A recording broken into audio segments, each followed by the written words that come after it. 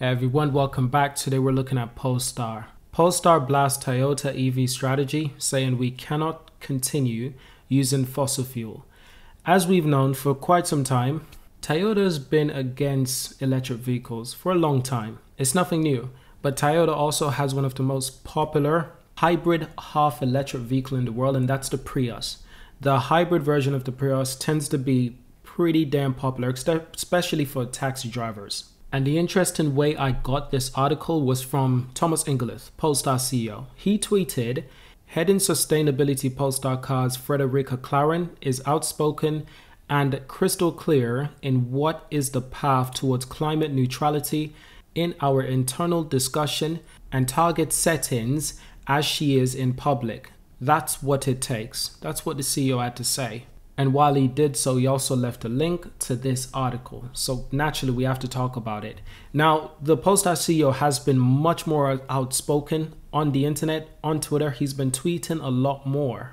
And if we know anything from our most famous CEO, Elon Musk, he loves to tweet. And whenever he tweets, it affects the Tesla shares in any particular way. Sometimes it's a good effect, sometimes it's bad. Thomas Ingleth tweeting these things, will it affect Polestar in a good way or a bad way? I'm not so sure, but it's definitely intriguing. And so I definitely want to understand what's going on here. So Polestar and Toyota are two opposite ends of the EV spectrum. The former is building some of the world's most sustainable electric vehicle, while the latter has been openly opposed to going all electric. At a recent media briefing, Polestar head of sustainability, Frederica Claren, took aim at Toyota and its EV strategy, or lack thereof. This is very interesting. We've never had anything like this where there is a little bit of outspokenness, like the employees of Polestar are a bit more outspoken. We've never had this. This is a first. So let's find out what's going to happen.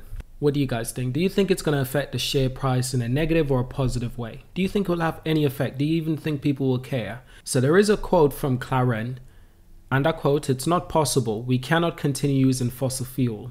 True. We simply can't. It's going to kill us. So that's what Claren had to say in a response about questions regarding to Toyota's stance that EVs are not the only way to reduce emissions. Well, that's actually true as well. EVs are not the only way to reduce emissions.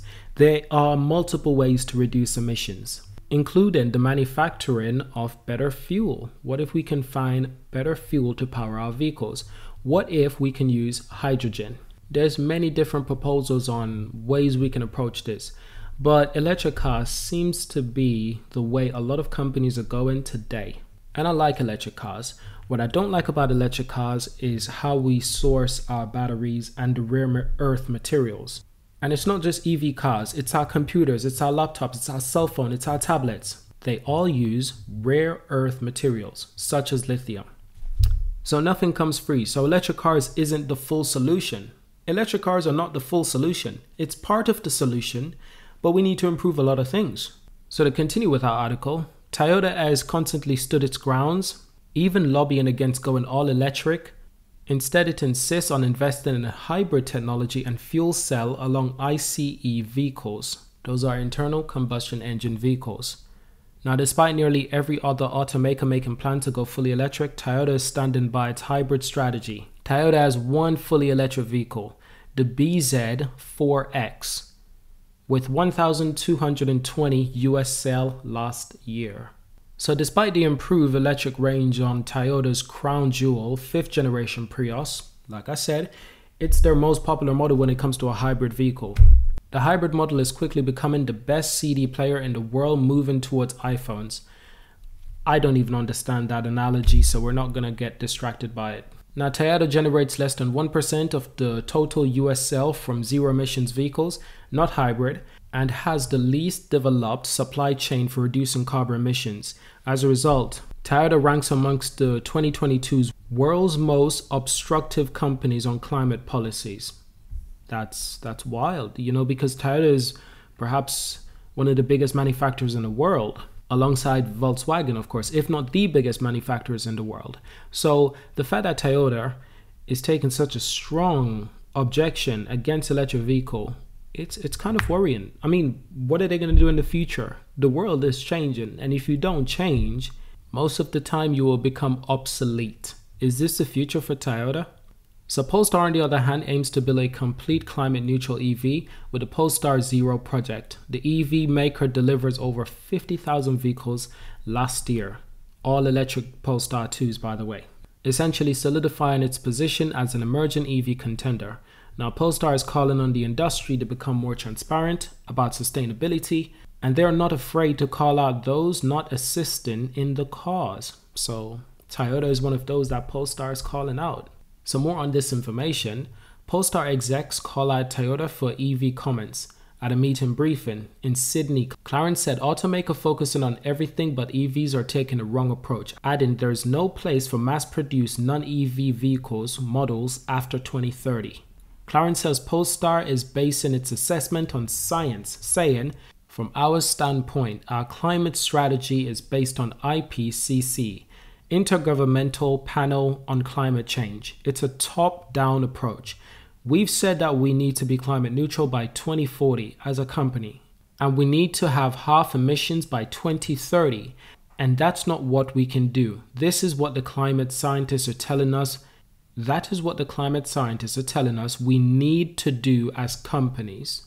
Wow. So Polestar is taking a strong stance against this.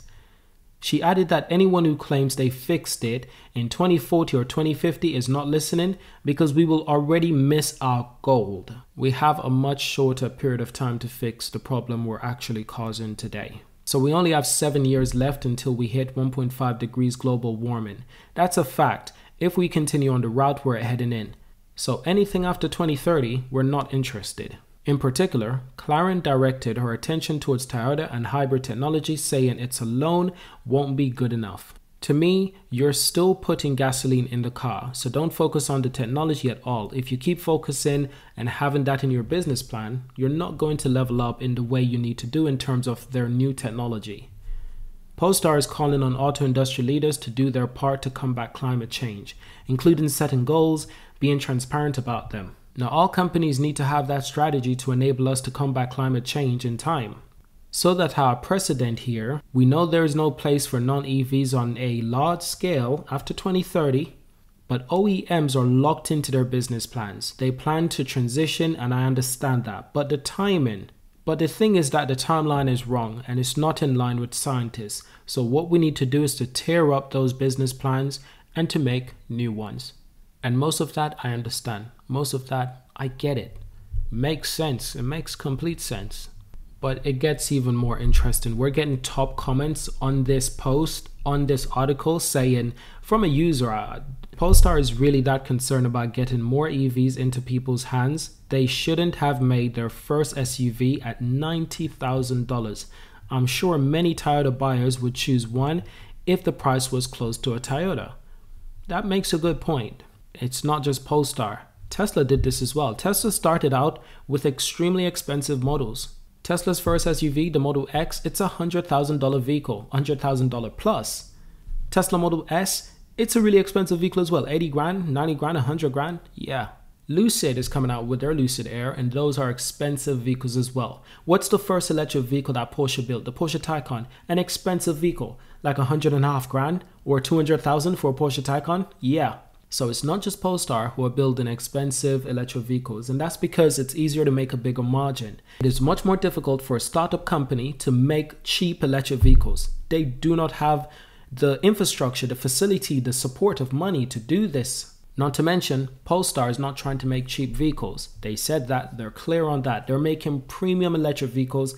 They're honest about that. They're making it vehicles that are expensive. They're not deceiving us at all. They're being completely transparent, and I like that. Now, the electric website, they shared their own opinion on this as well, and they said, Polestar is onto something here. Global CO2 emissions hit a new record high in 2022. And if we continue trending down this path, it could mean more frequent and severe weather like we saw past years. Floods, drought, extreme temperatures not only wreaks havoc on community, but also the food supply. Atmospheric CO2 levels are around 420 ppm, according to the latest measurements from NOAA's Mauna Loa Baseline Observatory. Now, I have noticed that the share price have been going back up gradually, little by little. Let's just take the last 3 days as an example. or at least since last week on the charts for the last 5 days, it has been trending upwards from around $5.44 to where it is right now at $5.84. Now this puts the market cap above $12.3 billion in market cap. So the volumes are trending into Polestar, not by much, but it is trending in little by little.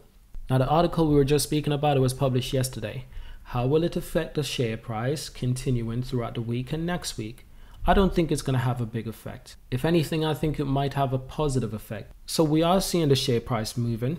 After the extreme low in December, since the start of the year, it actually bounced back up above $5. Since that time period, it has been going up little by little, literally. From as low as $5.12 to as high as where it is right now, $5.86. So hopefully we continue to trade up. But it's looking good. We're recovering, but it's moving really slowly, and that's good. We don't want to move too fast. Now that's it for this video. I just wanted to touch on the shares quickly. Thank you for watching. Subscribe to see more. Check out our website.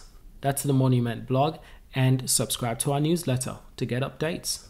Thank you for watching, and I'll see you in the next one.